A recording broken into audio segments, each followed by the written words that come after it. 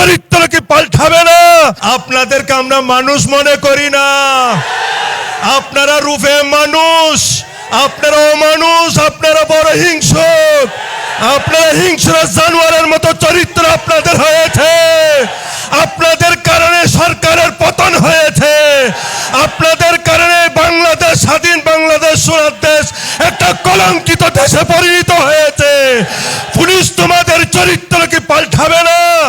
আজকে যে বক্তব্য গাজীপুরের উপ পুলিশ কমিশনার দিয়েছে তার বক্তব্য ধিক্কার জানায়।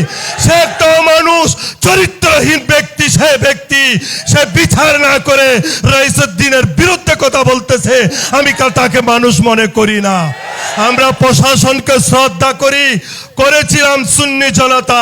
হিংস্র জানোয়ারের মতো চরিত্র আমাদের নয়, আমরা করতে চাই না। এখন যখন আমাদেরকে বাধ্য করবেন, আমরা প্রশাসনকে তোয়াক্কা করি না প্রশাসনকে, কারণ প্রশাসন অন্যায় করে যাচ্ছে।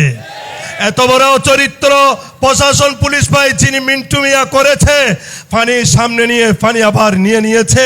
এটা কি মানুষের চরিত্র হতে পারে? এটা কি মানুষের চরিত্র হতে পারে? তাই এরকম পুলিশদেরকে সাবধান করে বলতেছি, আপনারা যদি রইসুদ্দিনের পক্ষে না বলে তার বিপক্ষে বলেন, ইনশাআল্লাহ আমরা সুন্নি জনতা রাজপথে নেমেছি, রাজপথ ছাড়বো।